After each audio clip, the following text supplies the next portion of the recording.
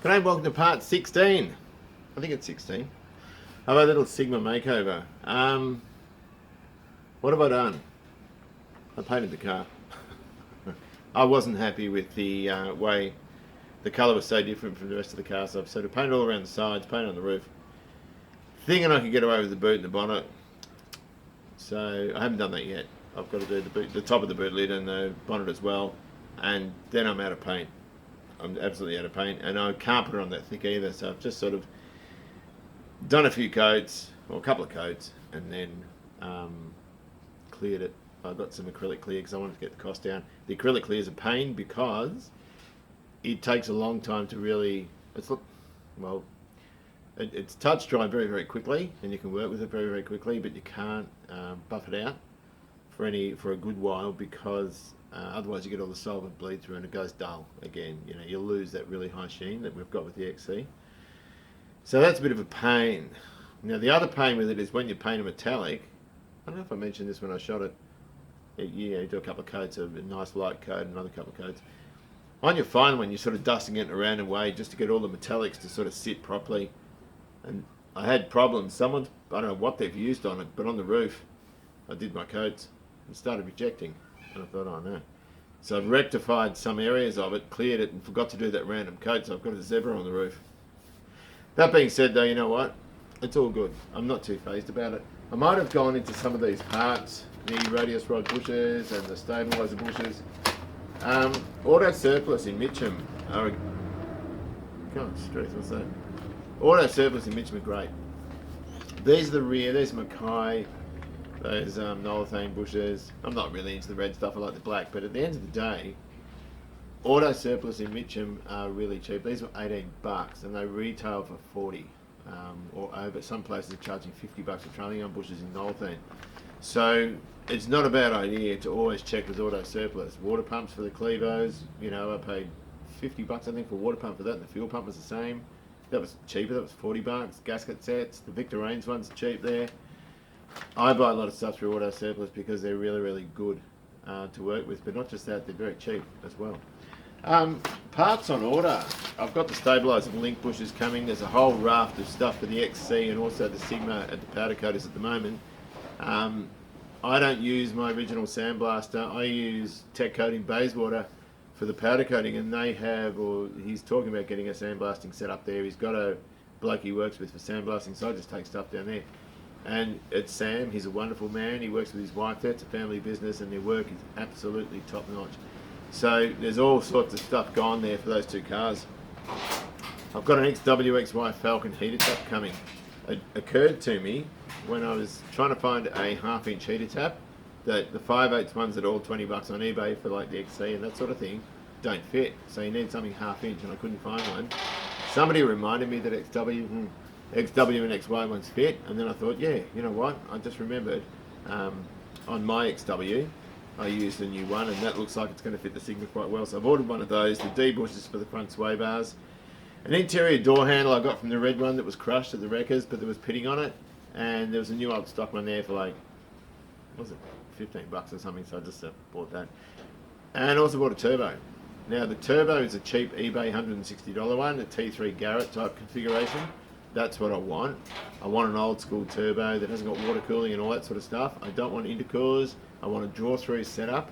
Really simple, which is what they had. And they're laggy. They're a little bit laggy. Sort of nothing happens to $3,000, then it hits you over the head. And that's kind of what I want for this car. Now, I'm not going to use this turbo. This is a sort of a mock-up turbo. This car's power steered, so there's all sorts of issues. People are saying with the oil dumped from the turbocharger back into the sump. I'll figure that out, I'm not even worried about it. But it means I might fabricate a steel one tight to the block so it can clear all that apparatus and get into the pan that way. But a good cheap little one like that is a great way to mock stuff up. I don't need it yet. I saw it on eBay. They're buy it now $160. There's a lot of conjecture with them. The one thing that I'd be afraid of is shrapnel coming out and destroying an engine from one of those cheap turbochargers. But having said that, I've been over the forums and none of them seem to fail like that. The only thing people are saying about these ones is that you're a bit of a lottery. You get great service out of one, and then you might get one that doesn't give you good service at all and they prematurely wear out. In saying that, pardon me, There's a guy I read on a Holden forum. I should put a link in it. I'll try and find a link that has a VK Commodore with a stroker in it. It's got a Pro Comp crank, which is one of the cheap crankshafts. They do lots of reciprocating kits, or rotational rotating assemblies for the V8s. They've got a bad reputation with feedback on eBay and that sort of thing. And this guy's got one with 2 eBay turbos and it pulls 7s on the quarter mile, so it's a rocket ship. Anyway, since then he's taken them off and put a conventional big single turbocharger. I don't know. I don't even care. I'm only interested in £5. Get the thing more efficient. So look, this one's just about a few bits and pieces on the car. The car's in bits again, like the taillights around, that sort of stuff. But the guards are on for good now, and the front balance is on, and the headlights are in, and I reckon it's all pretty good. So, hope you enjoy. Headlights. We have original high and low beam, or outer ones if you like, low beam ones. And that was a faulty inner high beam. Now this one here is cloudy, so it's knackered, it doesn't work properly. The other one does, so we'll keep that one as a spare. The plug is sort of grafted its way on there. The new ones aren't the same quality. They're not kind of as crisp and clear as the original ones. It's what we've got. We can't do much about it. Now what we've got to do first is we've got to solder on some new connectors, because the other ones are absolutely knackered. And then we can go about fitting the lights. We've got to think about some headlightery. This one's not bad on the high beam. That's pretty rubbish. We can just solder generic ones in like this. That's from Al. I'm going to slide a screwdriver. Where did it go?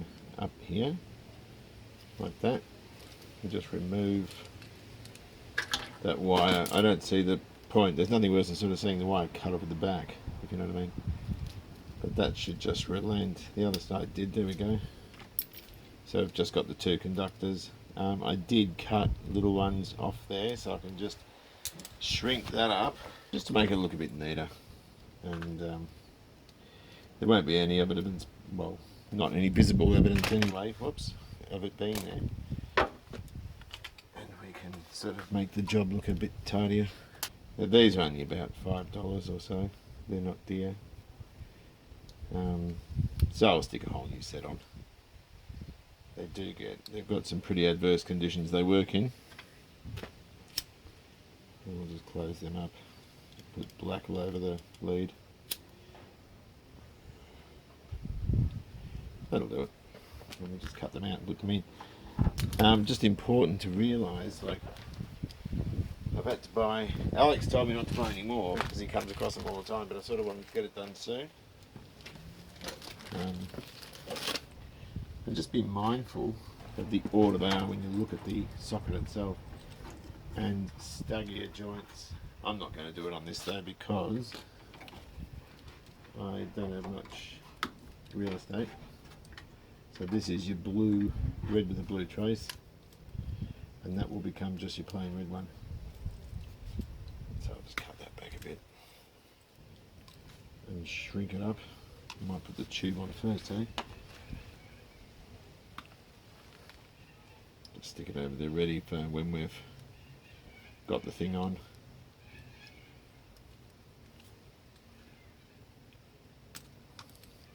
You're supposed to use wire strippers, but I never do. Just do it my way. There we go.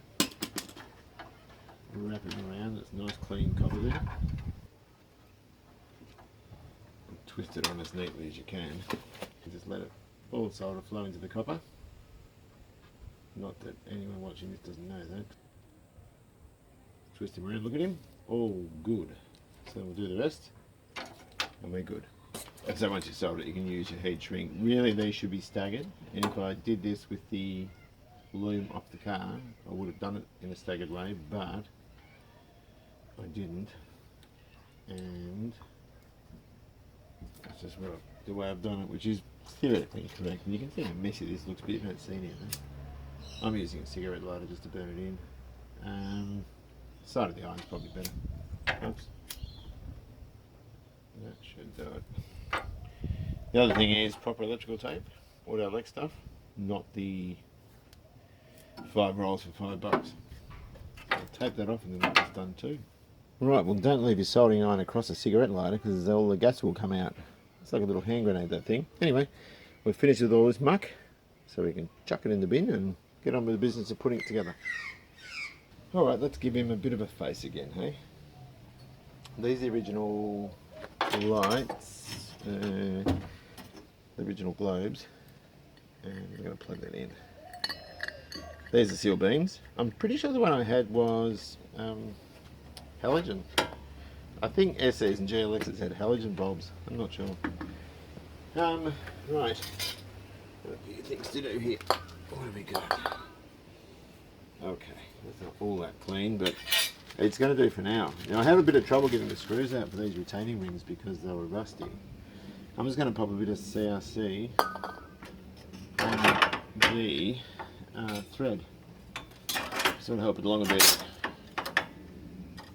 Then I need the screw stick. Here we go. I'll just get you started. Stay. Good boy. Well done. Yeah, so it's these haven't been plated, they're too small.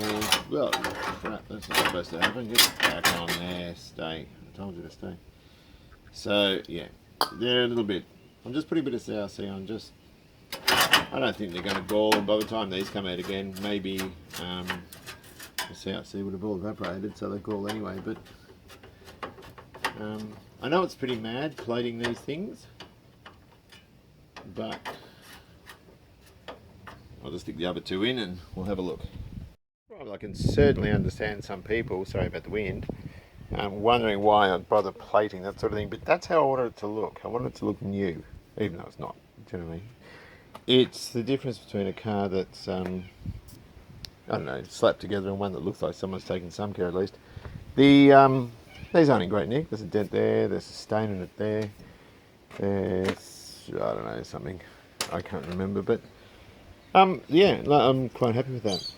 So, our little Sigma has its eyes back, and they're all wired up. I think that relay is knackered. So, the red one's gone to the crusher, we know about that. So, we're going to have to try and figure out what to do with that one. If you look at the clarity of the original lights, these are really opaque. Really crappy quality. Not much we can do about it though. The reflector's nowhere near as good, and it's the same on this side here. If you look at this high beam, which is the one I've just installed, or the one that I just bought, as opposed to that, there's a huge difference. So you can see it sort of back here a bit. It's a bit of a concern. I don't like that so much because it won't be nearly as efficient. So one of the headlight shells plated, and I just took this stuff as a matter of course. It cost $20, and there's the brake backing plates, which is crazy because the arms aren't painted or anything, but it's actually cheaper plating them than it is sitting there trying to clean this stuff. There's the sandwich plate for the engine, and again this was just a mess, and you can clean it up but it would never look as good. The original ones were silver plated, well they had the silver zinc on them, and the inspection cover thing, and that's the steering box thing that I chewed up to get around the thing. I did a rattle can paint job on it and hated it. And there's some power steering hose clips and the other, what's it, screws for the headlights, and these ones for this little cover here. So, you know, it ended up costing pretty much nothing to do that, and that's the last lot I'll get done. It just makes life so much easier, you know what I mean? You send it away looking dreadful and it comes back looking like jewellery. A couple of other parts have turned up. These caster rod bushers, these are the Nolithane ones. These are good in that they come with a new zinc plated inner. A lot of the time moisture can't get away from these and they tend to corrode. So they're cool. And yeah, I like the OEM stuff. This actually is passable because it looks, it's black, you know, it looks a little bit OEM. So we've got those. The stabilizer link bushers are coming tomorrow. And I've still got to do all the stabilizer D bushers and also all the rear stuff. Another box that rocked up is this. It's got a big supercharged V8 on the front. It's got the dizzy at the front, so I'm tipping it's a Ford.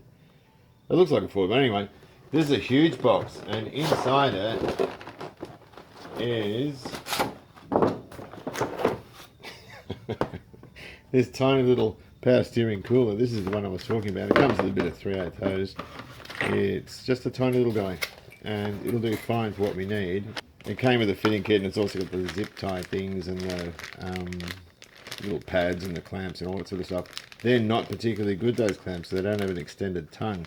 So they can act, if you sort of over tighten them, they can act as a bit of a cheese grater. So I probably won't use those clamps, but the rest of the fitting kit I will. That's pretty good. It just strikes me as amusing that it came with all this packaging. It's this big. Anyway, that doesn't matter. That's insignificant. The other thing is wheels. I didn't know what to do about wheels, and I was going to get alloys. And the original GH alloys are actually pretty hard to get, although there is a guy in Bendigo that's got some nice and cheap, but I can't be fagged going up there. Most of the standard wheels have these sort of plastic hubcaps, and you go to the wreckers if you see one of these cars, and they're the first thing to go, and of course you see stacks of them on eBay, and people are asked $60 a set and this sort of thing. A guy got in touch with me, Dave Patterson. He had a set, and they were slightly cleaner than that, but not much cleaner. And the beauty of this is we've got plastic here, but we've got steel there, and I was a little bit surprised I didn't know you could get them in metal. Probably Chrysler ones, the original Chrysler Sigma, not the Mitsubishi variant. I know all the ones I've had anything to do with have always had the plastic ones, but these are cracking. And the only thing I've got to do, I just ran them over a buff today and they came out beautifully. The metal's in great condition. The only thing I need to do, this one I just ran a brush around with some black paint and cleaned up inside there a little bit. I could probably get a toothbrush in there, clean them up a little bit more, but you know what, I'm not fussed about that. I'm super stoked with these because David charged $25. He lost a lot of money on them, and he didn't charge postage. So the poor fella paid another $12 in postage. So he really did. He did me a huge favour sending these out. So Dave, if you see this, thank you very much. Right. So I put the welder away, thinking I was finished with it. Guess what? Not finished yet, son. I forgot about this battery tray. So I figured I'd go and get a whole lot of stuff powder coated, but I can't while this is not done yet. So pretty rugged and all that sort of stuff, but it's fine. I'll run some tacks. That was a long one.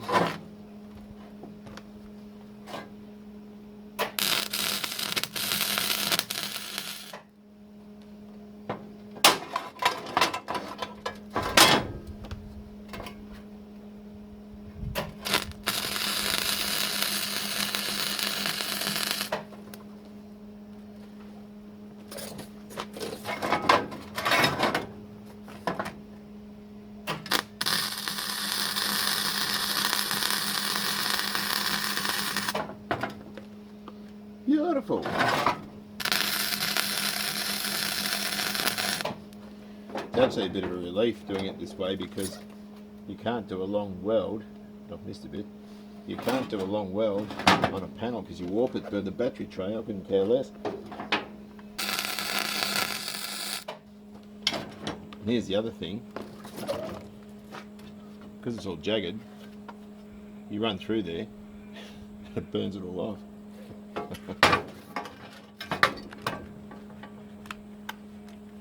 Oh, my battery's gone flat. Just a minute.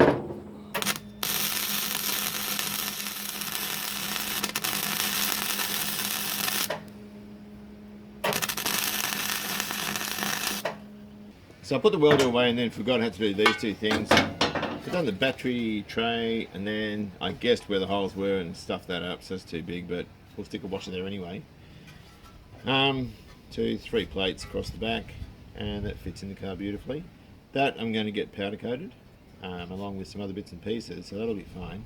And this little guy here, and that was the support strut for the grill mounts onto it, and it's a brace for the radiator support panel. It didn't do a very good job, so I might be ganging a nut on there as well. And of course I've welded that top tab. This one was rusted out and that tab was healthy on the other one that was there, so I've welded that on. So those can go off to be powder coated, as well as the XC wheel, the spare wheel cover, the bumper brackets for the XC. I'll get the stone tray done, or the sump tray, sump guard, whatever you want to call it. I'll get that fan shroud done. I think we will put the fan shroud on. It's only an air conditioned car thing. And we'll get the battery what's that called? Battery clamp holder thing. So we'll get those done as well, and I'll send them out sooner than later. So there's not much left in the trailer now, just that powder coating I was talking about before, a couple of bumpers and just crap really. I still haven't made up new brake lines yet, we'll get into that. Sway bar, yeah, got to get some bushes for that, I forgot about that, the D bushes. Welder's away now. Thank you very much, Dave Raymakers. He donated that welder. I gave the other one I had, a little Sigwell one, to Andy from the Ford Forum, because he's got a GXL that needs lots and lots of patches made for it. So this is the good bit. The bottom of the Plymouth's clean. I've just got to take this off and shake it. I've ordered another car cover for the XW, a waterproof one, because I'm going to kick this and the Plymouth out over the weekend. Hopefully my Commodore wagon cover fits this. Not holding my breath, but it might. And then we can bring the Sigma in, do all the clear coating and finish that. The bodywork on it anyway. I've also painted the front air damn thing. I don't know what you call that. There's a name for it. I can't remember what it is. That thing. In that. And I did want to run out of... How's this? I only had a little bit of this left. For some unknown reason, this doesn't cover as well as the light colour. So I had plenty of the light colour left, so I did the back of it in the light. Doesn't matter. It's better than the crap white that it was before with the bits of oil under there, and now it's all clean, so it's two-tone as well. And so this is really cool, getting to do this bit where you put your tools away.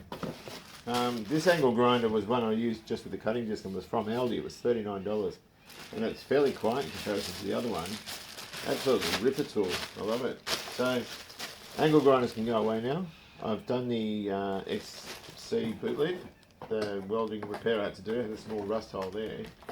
So I've cut that out, welded new metal in. So that's all done. The XC's boot's done. That just has to be chucked in deoxidine and a bit of edge frame on it. And the Sigma's metalwork's all done, so this can all go away. And I might need it again for the left-hand front guard on the XC, because someone did a radio antenna delete mod and they did a very poor job. So I might be getting it out yet again, but you know what? That can be in the springtime, because I don't think I'll need it in the meantime, but it's not going to fit. So it's just a matter of just putting stuff away and cleaning up a bit, getting ready to clear the Sigma. Once the Sigma's clear coated, that's great. I can stick all the wiper motor and mechanisms and the bumper bars and start laying out those pinstripes I've been talking about, all that sort of stuff, and it'll really start to take off in terms of appearance. We're still cleaning the engine up, haven't really done anything on that. And I'm just doing a bit of research. If anyone knows anything about the Borg Warner 507 gearbox, I want to take the front off it. If it's got needle rollers, I'm not going to bother. But if it's got the tapered roller bearings, I might replace the bearings in it. But that's what we're up to. We're just cleaning up and putting stuff away and everything. It's a good time. Oh, hang on, I'll come back. There's going to be a storm forecast. Oh, I'm on the bad angle and I haven't got my tripod out. Oh, right.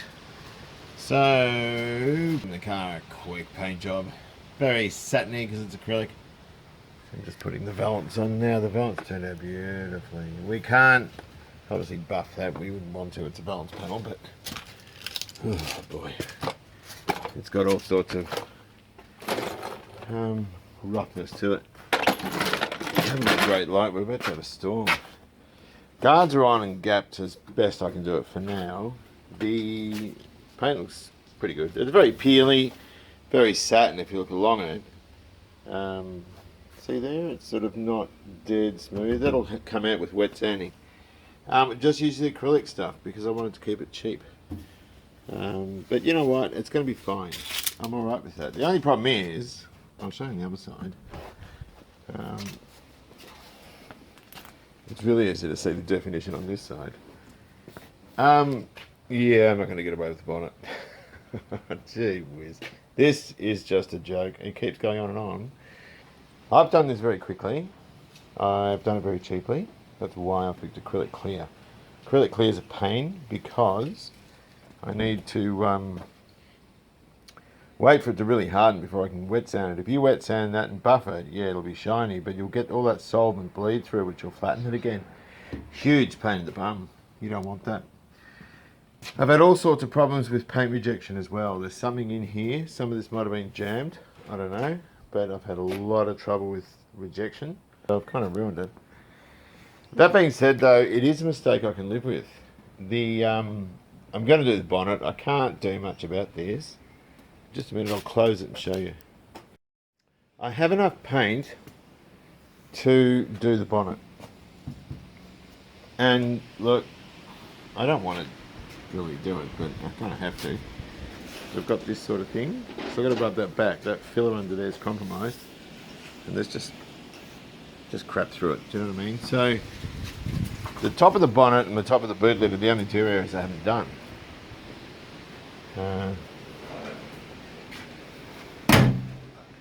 So there is that colour shift. It's not bad, you can blend it, but it's not worth blending into this. So I might just repaint that as well. But all things considered, it's going to be fine. Once it's buffed out, it'll look absolutely beautiful. Oh, I thought that was scratch. It's a hair. Oh, listen to that wind. So I'm not going to do any more for now, I'm going to keep it quite short. I've sent a bunch of stuff off for powder coating. Right, so I've sent the cast rod housings off, you can see they're not around. I've sent the sway bar off. The engine sump guard thing, the bottom panel, that's gone off. The XC's wheel bumper brackets and spare tyre cover's gone. Fan shroud for this, the little battery thing here. I've sent the battery tray off for powder coating too. I wanted that powder coated, and a couple more things. I can't remember what else, but quite a lot of stuff's gone. So on that note, I might call it a day. So, enjoy classic. No. I've only said this 500 times and I can't remember what I said.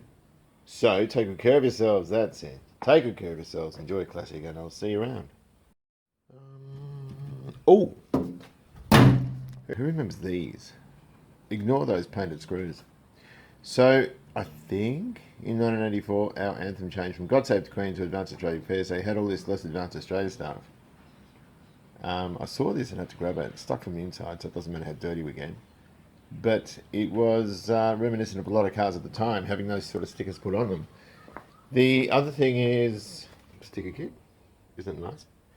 And another one there, which is the original one. And, well, it's not. It just looks like it. These are really high quality. They're metallic stickers, just like the original ones. So, ooh, very nice.